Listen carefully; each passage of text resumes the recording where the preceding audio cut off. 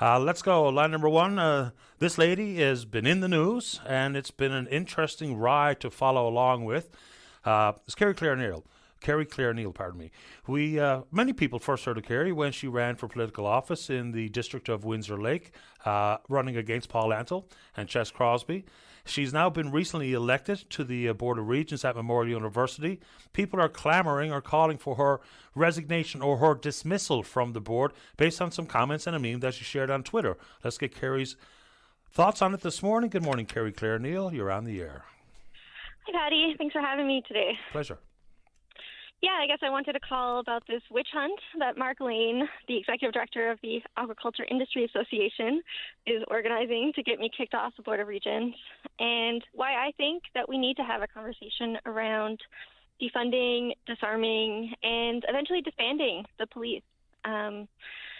I understand that it sounds really radical and scary. What are we going to do without the police? But I think, I've been really inspired by the Black Lives Matter movement in the United States and in Canada. And I think there's a really important conversation to be had about what role the police have in our communities. And yeah, sure, maybe men, rich, powerful men like Mark Lane feel protected by the police. But I have to say, as a low-income, low-status woman, I'm definitely not. People kind of keep saying, well, if we cut the police, you're going to regret that when you call them. But if I was raped tonight, the police probably wouldn't believe me. If I was beaten and battered by my partner, the police would likely call it a domestic dispute. And this is the experience of thousands of women across our province and our country. And I think we need to have a conversation about, whether we really feel protected by this criminal justice system. And I think that's I think a lot of marginalized people really don't. And I know that to be true, and we hear from them. For me, the difference of opinion that we have on this one is that the ability to call law enforcement and have them respond, and whether or not they've taken allegations seriously, done appropriate investigations, is a fair discussion to have. My thoughts on the matter would be, if we change the way that we assess the qualifications and the psychological evaluation of an applicant, and then we change the way policing looks. We refunnel money that would go to some of the militarization of police into programs and to entities that can reduce the number of crime, mental health, social workers, affordable housing, addiction specialists, and more programs. Then maybe we make the place safer, and we change the tune of what will be the role of police and how they should be community-minded policing as opposed to some of the issues that you describe. I see reform as required. Abolishing, I have a hard time understanding how that makes it better as opposed to a different approach to policing that makes us all safer. Yeah, I think you make some valid points about how it needs to be a reform of how we take care of each other in our communities. And I think the police really just represent a lot of violence to marginalized communities, and so we want to come up with different forms of safety, and really address the systemic roots of a lot of the reasons that people turn to crime. I think there's a lot of crimes of poverty, a lot of trauma and violence in our community that just comes from not being cared for by our system. And the police, to me, feel like a very reactive way of dealing with that. And I think, we don't need armed guards to come into our homes when we're having a mental health crisis and handcuff us and take us to the Waterford Hospital. That is the experience of people that I've spoken to.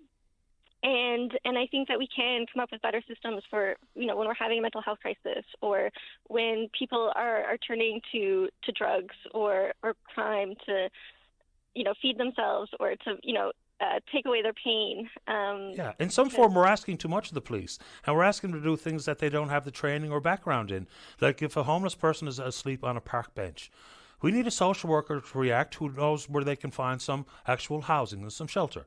If someone's in mental health crisis, we need a mental health professional to respond to that call. If it's a matter of addictions, we need people with experience in addictions. And curb the numbers of people who are suffering and spiraling out because of an addiction to whatever the substance might be. Those are things that I think makes us safer. And those are things that police are not trained to actually do. They're only trained to to get involved after the fact. Arrest someone, do an investigation, off to court we go. My hope would be if better education, affordable housing, mental health and addictions, poverty, you funnel our energies and more monies towards them, then we have less incidents of crime. It's well documented, it's well researched and understood. So that's where we have some form of a difference of opinion. I still see a role for policing, but I see a role for reform. Yeah, I think that's valid. I guess I think the police just really represent a lot of violence that people feel. And so if we can reform the system into, a different form of community care and safety, I think, people would feel more protected in their communities. Kerri? Yeah. Okay, no, I'll let you finish your thought, pardon me. No, go ahead. So, of course, part of this discussion today is what happened after you posted your thoughts. The sentiment felt by, I guess, Mr. Lane and by others is that it was some sort of incitement of violence because of a picture that I think was just a cartoon or a caricature of a police car from a G7 meeting that was on fire. Is that where that image comes from? Just so I know I'm on the right track. Yeah, I guess the image is just something I found on the internet. Okay. It's what we call a meme. Right. It was an illustration of a police car on fire surrounded by flowers. And I guess to me, it really represented the justifiable anger that people feel towards the police and how we need a new system. But I also felt there were these beautiful flowers that I thought represented the hope and the beauty that could come with creating a system where people really feel cared and protected. Kerri, do you think that when someone reads it or views it as promoting that criminal act, which in essence it is, regardless of how frustrated or fed up that one entity would be and see fit to set a cop car on fire, do you think that, or do you understand how anyone would have maybe read it as promoting violence or inciting hate or inciting that type of action or activity? It felt really exaggerated to me because, it was just art. There's a Pink Floyd cover where a man in a suit is on fire. And, I don't think anyone is accusing Pink Floyd of inciting violence and hate against men in suits. I think it's... That's fair. I understand that it's inflammatory. But, I guess I thought it was a really powerful, striking image. And I definitely did not expect it to blow up in the way that it did. But I think it's important to really look at the people who are attacking me. I also have concerns about the aquaculture industry that I am making very present. There are good aquaculture, like mussel farming, but I think our province is grossly mismanaging our salmon aquaculture and putting our fishery and our ocean at risk. And Mark Lane, we've gotten into fights about it before, and I think he sees me as a young activist who's trying to make our province more just and equitable for everyone and to take care of the land and the ocean so that we can have a future in this province. But he is really benefiting off of destroying our ocean for his personal gain, I think, through the aquaculture industry. And so I think this probably isn't going to be the first time that someone's going to try and take me off the Board of Regents because I'm a young woman that dares to have an opinion and is fighting for a just future for everyone and not just a few small people who are, getting rich off of destroying our land and our ocean.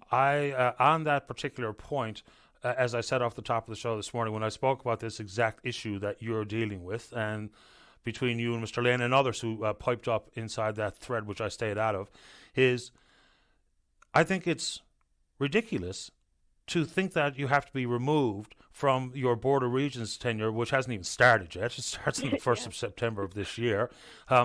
Because the question that I asked, and I would ask again, is what's the threshold for asking for someone to not take their duly democratically elected seat on any organization if we're talking about people's opinions. Now, wait, no, what's this bloody echo? I didn't see the initial meme as inciting violence. I'll get that out of the way as well. But I do think that I find it a little bit frustrating where all of a sudden the bastions of democracy and people who will lean on it as the be-all and end-all, even though it's imperfect, you were elected. That's it. So if people want to vote you out next time, then they can vote for the candidate who runs against you, if that's what happens in the future. So I wanted to get that out there because I know you didn't hear at the top of the show. Kerri, I'll get you to react to this tweet that you sent as well. He said it's well documented fact that cops are more likely to be domestic abusers.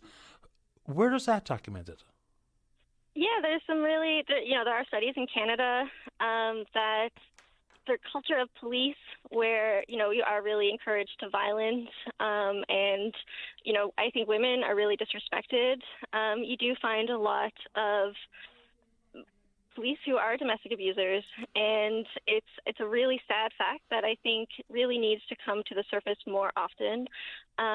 Any of that documentation include the RNC? Because you did tag our provincial police force in it. So is there anything to back that up as it pertains to the law enforcement agency that you actually tagged in your tweet?